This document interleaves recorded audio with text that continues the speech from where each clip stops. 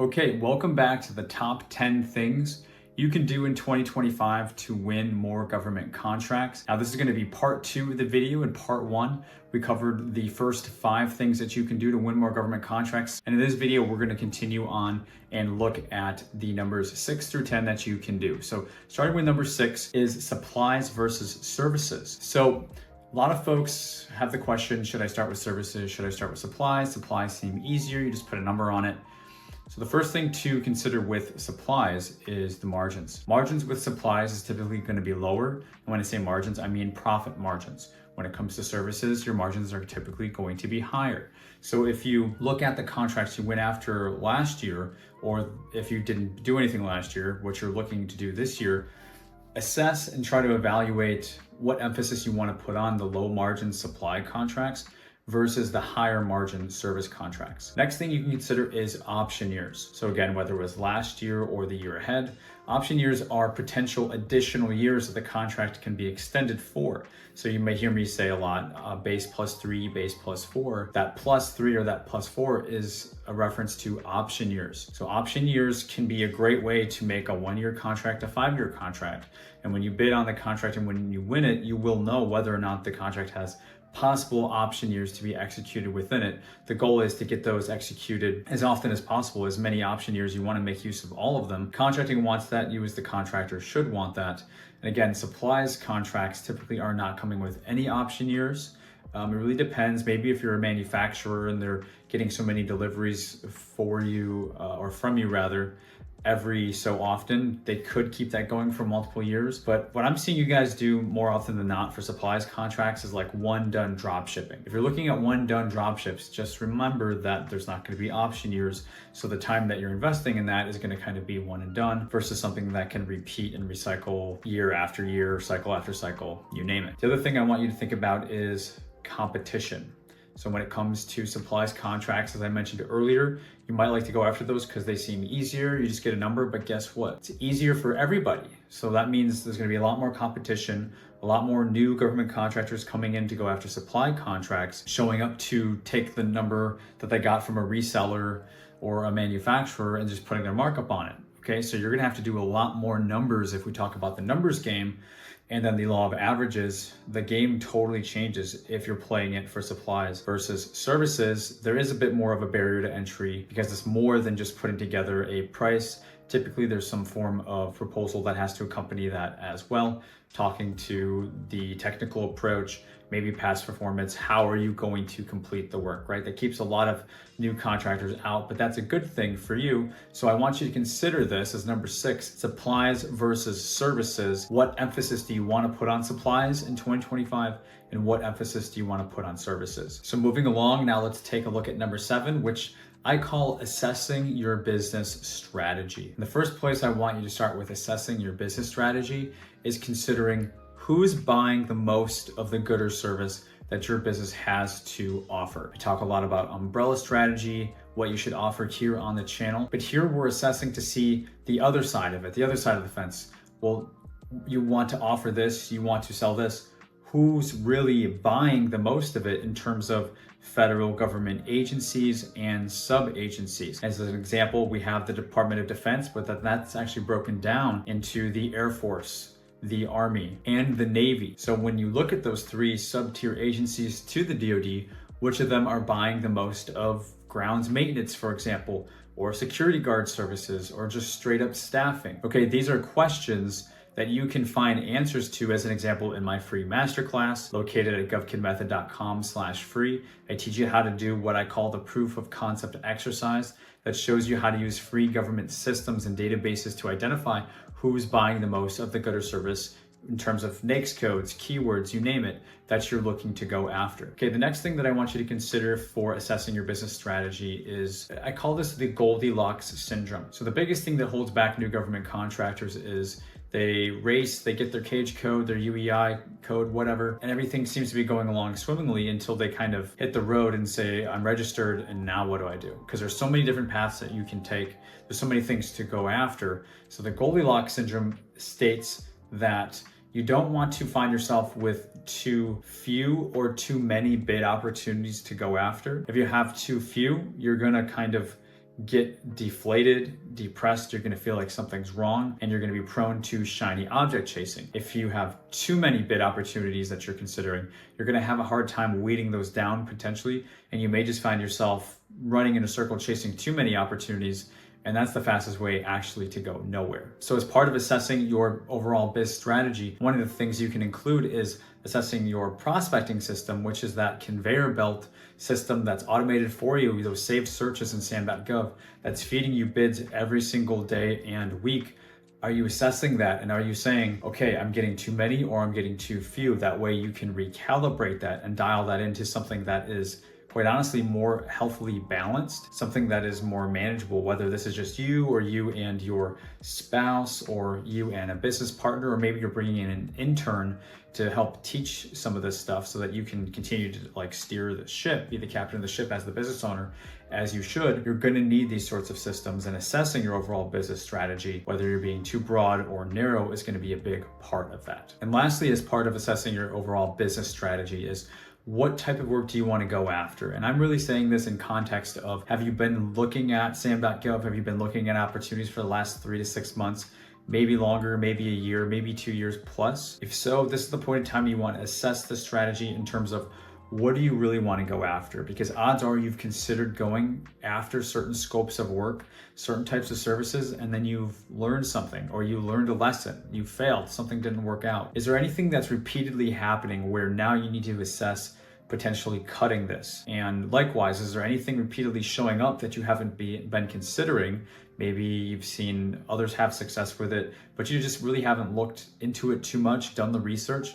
This is a time to consider the work that you want to go after. What do you want to go after less? What do you want to go after more and double down on in your business in 2025? And this isn't just sam.gov opportunities, but this is what has worked for you for subs in the past. What are certain things you want to stop saying? What are certain things you want to start saying? What are red flags you want to start looking out for? Again, what scope of works are you finding to actually be a better fit maybe than what you realized or you didn't consider? And what scope of works are maybe too competitive, like we talked about, things that you've been there, done that, you thought it would be easy, and you know what, it wasn't so easy because there's so much competition. So what adjustments do you want to make there? And then also, like I mentioned earlier about the margins, do you want to start going after higher margin, higher quality work rather than just doing the quick RFQ number only work with the low margins just to churn and burn, feel like you're busy making deals like the Wolf on Wall Street, you know, Leonardo DiCaprio, selling the penny stocks, right? Do you want to feel like that? I mean, it can feel nice, but eventually you get burned out. And balancing your time is really the name of the game. Balancing your investment of time, your investment of efforts into maybe a hybrid or full-on services. It's up to you. A lot of you guys know that I'm big on services, but it's up to you. And now is the time to assess your overall business strategy. Okay, number 8, as we make our way along here, is better debriefs. So you should know by now, maybe you don't, but whether you win or lose the bid that you go after,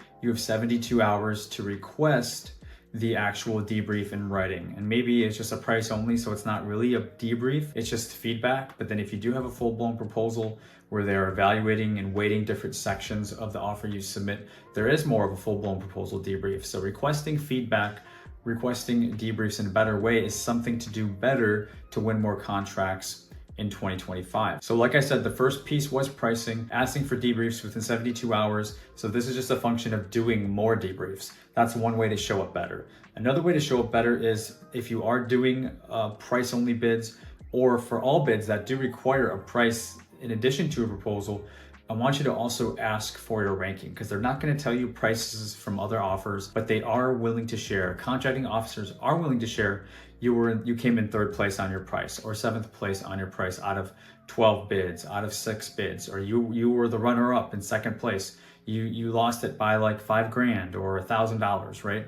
We kind of kick ourselves over these things, but it's really good feedback, because when we lose, we feel like, oh my gosh, we just lost and it wasn't good. And we just feel like we're miles away from winning, especially when you're trying to win your first government contract. But getting this feedback, especially when it relates to price ranking, if you're getting very close, it lets you know that you're actually doing everything right. And you just need to keep showing up, because you are going to win. It is going to break free. And it was just a matter of an incremental amount of money, okay? And maybe you need to adjust your prices, or maybe from an earlier point, the subs are losing the bids for you, so you need to go back and beat down the subs to get them to be at a more competitive, reasonable price instead of them padding their numbers. Again, that was in a previous number in the part 1 video, I believe. So check that out if you haven't seen that on how subs will lose you the bid opportunities. But getting the price ranking is going to give you positive feedback more often than not to let you know that you're closer to winning than you actually think that you are, and you just need to keep showing up. And then lastly, of course, when it comes to debriefs, is improving upon our weak areas. Now, I know if those of you who have been getting and are currently getting debriefs, you're getting the feedback, but are you actually making the improvements that contracting is asking to, or are you just making a mental note of it and then moving on and submitting almost the same exact type of response, almost the same exact type of section write-up, or are you actually tearing it down and making it 50% better, 100% better to actually show up different? Because I often talk about playing the numbers game, but this is playing the numbers game with improvement. If you're not improving in these ways, then you're not playing the numbers game. Bid 1 should definitely be way worse than bid 10 or bid 20. Bid 10 and 20 should be way better because you're tearing down your weak areas and you're making them better. And one of the key main ways in government contracting to do that is through doing better proposal debriefs. Okay, now number 9 is we're going to look at the numbers game for your business. Yes, you listen to this video, you very specifically, what does the numbers game look like for you? So for last year as an instance, or for this year, projected ahead as a forecast, how many bids do you want to respond to? Quality bids, as I'm saying, bids that you're going to continue to improve on. I recommend 20 bids throughout a year for service contracts. If this is your first time to the channel or you just haven't heard me say it, I say it a lot. I recommend 20 because it seems to put you in a pretty sweet spot to having one or several contracts, service contracts with option years in your first 12 months. Okay, that's a very realistic goal. I see many accomplish this goal and I see some exceed this goal. I also see some fall far below this goal because they're not implementing some of the really important things that we're talking about here. So for last year, how many bids did you really respond to? If it's less than 10 and you're beating yourself up because you didn't win, or you're considering quitting, maybe this is the last GovCon video that you feel like you're gonna watch, you're probably being overly hard on yourself. Okay, I talk about bids 0 to 5. You're going to do poorly on. Just write them off. Just expect to suck, okay? You're going to do poorly. Bids 5 to 10, 6 to 10, you're going to kind of get sick of losing and making those mistakes. And guess what? You're probably still going to lose. But bids 6 to 10, you're going to learn from your mistakes, or at least start learning from your mistakes, and you're going to start putting effort into making improvements to your bids. So 6 to 10, we tend to see like the learning curve kick in, and we start to see bid opportunities, responses, your proposal write-ups and your pricing start to calibrate and get more dialed in. And then I also say bids 10 to 20, you're in the money, because at this point you're submitting bids that are compliant and competitive. You've got tired of making some mistakes. You're starting to put the effort in to correct those, and lo and behold, you start submitting offers that are closer to reflecting what a winning offer and competitive pricing will look like. And that typically falls in the range of somewhere in between 10 to 20. So if you're doing 20, it's not a guarantee, but it puts you in a really, really good place to win one or several during your first 12 months, okay? Then it also puts you through a massive learning experiment where even if you don't win, you're gonna look back and say, wow, the offers, the quality of the offers I'm submitting are way better than what it was. So it's not going to be too much longer before you're actually winning, because the quality overall has just grown that much. And again, that's if you're playing the numbers game the right way. It's not just about throwing quantity up, throwing crap against the wall and seeing what sticks. That is not the case here at all. It's a combination of putting our nose to the grindstone, doing the activities that actually matter, and then improving each and every time. Okay, so the next thing for the numbers game is RFPs versus RFQs. What does your composition look like? We talked about this a little bit when it comes to price only bids. So if you're going after RFPs, requests for proposals, and you're going after requests for quotes, RFQs, an RFP is typically just going to be more involved. It's going to require more manpower, more time to read the solicitation, extract the information from the documents, fill out the government forms. If you're working with a subcontractor, it's going to require more of a write-up from them, probably also more of an extensive pricing perhaps too. RFPs, pretty much like a quote.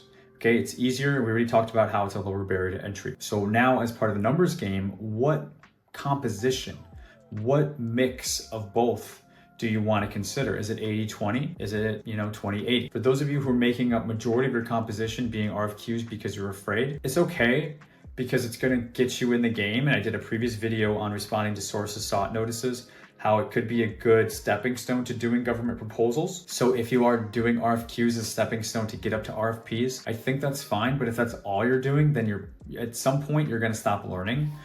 It's going to fall off. So I just don't want you to spend too much time making 100 or 90% of your response efforts going towards RFQs. At starting point, why not do 50-50? I think 50-50 exposes you to enough so that you won't be too overwhelmed. And then try to work up to 80-20, where if you got some extra time, you'll do some quotes, but you're putting your effort into less competition, higher margin, more option year contracts, like service contracts that are going to be typically wrapped up in an RFP, and you're spending 80% of your time there and only 20% on, maybe some drop shipping supply type stuff. I think it's going to be long-term and overall better, well-rounded contract strategy in terms of your composition. Okay, the next point I want to insist as part of the numbers game is I just want to give you that extra push. Those of you who are saying, Derek, I've done 15, I've done 20, and I haven't won any of them, definitely go back through all of the points in part 1 and 2 of this series to implement everything. That way you're doing everything right. But I just want to give you that extra push to let you know that I believe in you. I know that you are going to win. You're going to win soon, and you've come so far. You've made so many improvements. So if you're saying, I still don't have anything, as long as you're not doing price only easy contracts, right? If you're done 10, 15, 20 high quality service contracts, it's going to come. Your time is very, very soon. I know it, and I'm not just saying it. It's because I've worked with many clients over the last 5 years that I've been doing a coaching consultation agency here. It's like, you don't want that graphic. You don't want to stop 2 feet before the gold. So there's the miner guy, he's got the pickaxe, right? He's got this little tunnel, and then there's the big old pile of gold just on the other side. He stops, he put his pickaxe on the ground, and he turns around and he gives up right before he gets to the gold. I don't want that for you, especially after all of your hard work. If you know you've done hard work, if you know you've improved, please just keep going a little bit further. You are that close to hitting the gold, I promise. So now the last thing to assess for the numbers game in your business is, specifically if you did this last year, but I do want you to forecast this for the year ahead, for this year too, is how did you show up during the 3rd and 4th quarters? So the government contracting industry is very seasonal, okay, and it operates off of a fiscal calendar, not a government calendar year, January to December. It's not a calendar year, it's a fiscal year that starts in October and goes through September 30th. Okay, so how did you show up during the busiest seasons of this government fiscal calendar year? How did you show up? Did you have personal things going on in June of last year, or July or August or May? Were you distracted doing other things? Are you working a full-time job? Are you in the military so you're pulled away? If so, you weren't fully hunting during hunting season. This year ahead, in 2025, you want to make sure that to the best of your ability and to the best management and control that you can during the 3rd and 4th quarters, okay, spring and summer of 2025, you want to make sure you are able to go. If you are serious about doing this government contract thing, majority of federal contractors are winning their 1st, 2nd, 3rd, 4th, and 5th contracts in the spring and summer, which means you're showing up to bid more, and there's a lot more on the street to go after. So you need to get in the game, play by these rules. Don't try to make your own rules. You just need to show up, okay? During the slower times of year, like the fall and winter, there's less bid opportunities, and the government hasn't fully gotten their budget funding yet, so they're just not awarding as much either. They're doing a lot more awards and solicitations during the spring and summer, 3rd and 4th quarters. So you need to work nights, you need to work weekends, you need to show up, you need to go on all the site visits, you need to tap your existing contracts. We talked about that on another point too. You need to do everything you can to show up while things are super hot, because it will slow down later in the year. Okay, so now we've made it to number 10, the number 10 thing that you can do in 2025 and beyond to win more government contracts. The first thing is to delegate better. So I talk about it a lot, I mentioned it once already, but can you bring in a spouse? Do you have a best friend or a colleague that you can bring in as a business partner that wants to do government contracting and grow this opportunity with you? Or maybe can you delegate some of the simpler tasks that can't be fully automated by technology, so it still requires a person? Can you bring somebody into your business, spouse, business partner, college student, intern, to help delegate? Because at some point you're doing it all yourself, or at least it feels like that way, especially in the beginning months and year. But the more you can start to branch out, It's going to allow you to focus on the higher value tasks, so you can start investing your time into activities that pay more, right? So we call these revenue generating opportunities or activities. So when you're doing a revenue generating activity, you could be responding to a source of sought notice, or you could be responding to a full-blown bid solicitation. Which one has a higher likelihood of returning your investment? Responding to a source of sought market research or putting in a bid? Of course, responding to the bid is going to have a potential higher ROI for your investment, right? So I want you to evaluate the tasks that you do and see if there's any way that you can delegate with any of these folks' roles that I mentioned, or maybe somebody else, so that they can do the lower ROI stuff and you can focus more on the higher ROI stuff, because somebody needs to be in your business focusing on the higher investment opportunities. That's going to be a huge way to grow your business in 2025. Okay, and similarly, another way to grow or scale your business in 2025 is to invest in a proposal writer. So if you've been writing proposals and you've been getting decent feedback, or haven't been submitting proposals because it's been something that's holding you back, I like you guys to all try to learn to do this on your own. But at some point, if you want to invest in a proposal writer for one proposal or for ongoing proposals, it could be a really good way to show you what right is supposed to look like. And I share a lot of this inside of our course community, of course. So any of our course community members, you already know what that is, but anybody who's not and is on the outside, and for whatever reason, if you're not wanting to join our course community, you could consider doing a proposal writer, especially if you want to like hire somebody to operate inside your business. This is going to be a bigger investment. This is probably going to be a business owner who has multiple contracts on hand and they want to just designate a person or start a proposal writing team within their business, in terms of an actual, salaried or W-2 personnel on the company name. So that way, somebody is consistently focusing on actually writing proposals and submitting opportunities. Maybe you're working with subs, getting pricing, helping to put the deal together. Maybe you're also managing other contracts that you would have won. So investing in your business in this way, when it makes sense, is something that eventually all GovCon businesses grow into and will do. Okay, next, on a similar note, is you could also hire a PM. So this is a different way to look at it. You could hire a program manager, somebody to manage the contracts, a contract manager, whatever you want to call it, depending on what the requirement of the solicitation or the award rather is. You may have to be directly involved, or you may have, you're gonna need some sort of key point person to be directly involved, right? Eventually, as you win more and more contracts, you can't be involved in all of them. And if you do, it's gonna take away from your ability to go after and secure new work. So if we're trying to be better in 2025 and you find yourself being spread thin, and maybe you're really good at proposal writing, you don't want to hire a writer, but a lot of your time is being spent on managing the contracts you've won, well, maybe you just hire a contracts manager, get them up to speed on what the contract deliverables are, share with them how you're communicating with the core contracting officer, you name it, all the POCs on the contract, get them dialed in and then transition. That way you can relinquish yourself from some of the PM stuff, the management stuff, and then you can reinvest your time, again, back to the ROI, moving up higher on the ladder to doing more proposal bidding opportunities, if that's what your strength is. If you have another strength, your goal is to work to your strengths and do the higher ROI activities, right? So whatever that is for you, you could also hire a PM to relinquish yourself. That way you can invest your time in doing other things that are going to drive the business forward too. Okay, now lastly, we kind of just got a short list here of other things that you could invest in to grow and scale your GovCon business in 2025. That looks like possibly investing in a CRM, some sort of client or customer relationship management software. You're really only going to need this if you have a number of contracts, relationships that you're currently working with.